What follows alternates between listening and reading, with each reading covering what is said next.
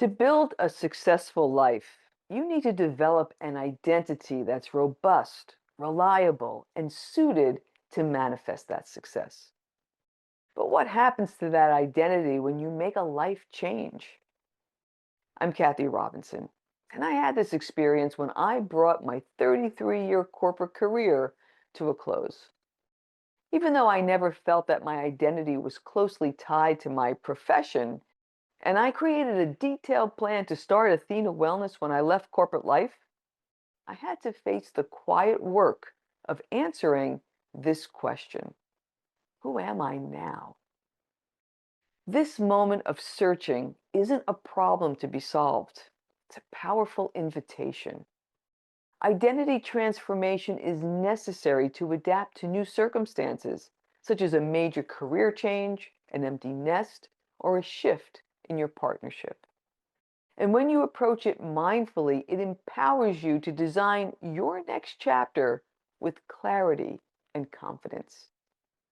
If you choose not to do the quiet work, you can get lost in the unsettling feeling of being untethered and the grief for the person you once were.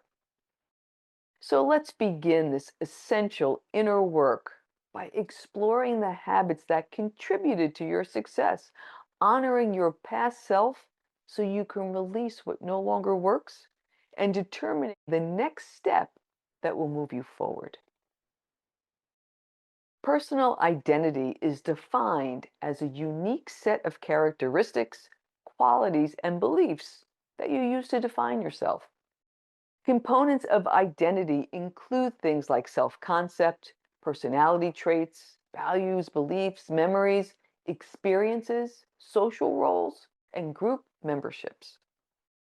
Personal identity isn't static, it's dynamic, evolving. It's a process that is continuously shaped. It links who you were in the past to who you are today and to who you dream of becoming. You can think of it as a framework that influences your beliefs and behavior. As a midlife professional, the demands of your successful career contributed to your self-concept. The identity you built had to be robust enough to handle the pressure, the deadlines, and the productivity. As a result, you developed a set of autonomic behavioral patterns, automatic habits that ensured success without conscious effort. This creates quite a paradox when you're ready for your next chapter. The identity and habits that made you successful for decades now become an unintentional constraint on your future. If you don't intentionally examine and adapt your self-concept as you prepare for your next life phase, your old patterns will inevitably emerge and perhaps lead you down a familiar path rather than your desired one. So why does this happen? We're wired for behavioral congruence. Our actions naturally try to align with the person we believe we are. And if you're holding on to the identity of the person you were, it'll be difficult to navigate the path of the future self you'd like to become. This is why the quiet work is so essential. It's the moment we choose to examine our behavioral patterns and align with the future self we desire. It's about choosing which patterns to keep, develop, or release. The first step in creating a new identity isn't outward action, it's stillness. We can't move forward cleanly if we don't first acknowledge and make peace with the person we were. Stillness isn't passive, it's an active choice to step away from the noise and listen to what the transition is asking of us. And often, what surfaces in that quiet space is the need to acknowledge a profound sense of loss. This brings us to grief. For successful professionals who are in transition or contemplating next steps, there's often a deep sense of loss that we aren't prepared for or equipped to handle. But we can learn to process the emotion that's part of completing a major life chapter. This comes from honoring the journey that brought you to this point while acknowledging what will never be as your life scenario shifts. The bottom line is that grief is not a failure, it's a vital act of completion. Be aware of it, process what you can, and if it's overwhelming, reach out and talk to someone who can give you guidance. By acknowledging your grief and honoring your past, you'll gain the clarity and space needed to design the future that you most desire. Now to the quiet work. The process of creating a new identity starts with a simple realization. Your identity isn't some abstract concept. It's comprised of a few key drivers that influence the direction of your everyday life.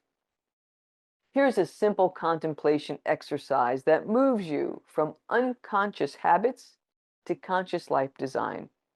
You just need a piece of paper and a pen. We're going to create a simple two-column list relating to your current self and your future self. By seeing the two versions of yourself side by side, you'll gain the insight needed to create behavioral congruence. Draw a line down the middle of the page and label the left-hand column My Current Identity Drivers, and the right-hand column My Future Identity Drivers. We'll start with the current identity drivers. This column is your honest examination of the person who drove your past success. These are the patterns that are currently running on autopilot. They include your beliefs and values. Specifically, the beliefs you live by. List the top-seated beliefs about work or worth that currently run your day. For example, when I was in corporate, I would include things like my value equals my productivity, or hard work equals success, or my favorite, consider it done. The values that drive your decisions come next.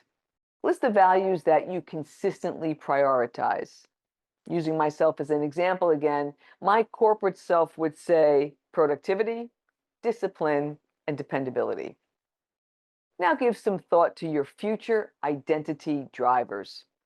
This column will help you intentionally create a framework of the person that you want to become. This is where we focus on your desired internal state. They include your core feelings and prioritized values. Specifically, the core feelings that you want. List how you'd like to feel in your next chapter. As I was planning my transition to entrepreneurial life, my list included feelings such as creative, vital in body, mind, and spirit, connected in relationship, abundant, and present. Then list the values that you want to prioritize, the things that align with those feelings. For me, it was growth mindset, self-care, collaboration, gratitude, and mindfulness. And here's the critical last step. As you look over your future identity list, select one feeling or value that you want to develop the most. Then choose a small, low-stakes action that will demonstrate your commitment to your future self each day. As an example, in my last year of corporate, I had a 5-minute visualization I did each morning of what life would be like once I began working full-time at Athena Wellness. This visualization only took 5 minutes, but it began to create my new identity as a creative, vital, connected, abundant, and present entrepreneur. By performing this small, consistent action, you're showing yourself that you're the type of person who could become your future self. And as a 5-year entrepreneur who is still excited about her work, I can definitely say It works. We began this episode by actively contemplating the sometimes unsettling question, who am I now? And as you can see, the quiet work is the answer. By exploring your current and future identity drivers and honoring the grief necessary for completion, you've done more than plan. You've started the design process of your next life chapter. Your small daily proof is the intentional, low stakes action that builds behavioral congruence, helping you replace the old automatic patterns with ones that support a life that's truly your own. The ultimate benefit of the quiet work is the clarity and confidence that emerges along with your new self, ensuring you never feel untethered as you navigate this life change. Thank you so much for watching, and until next time, be well.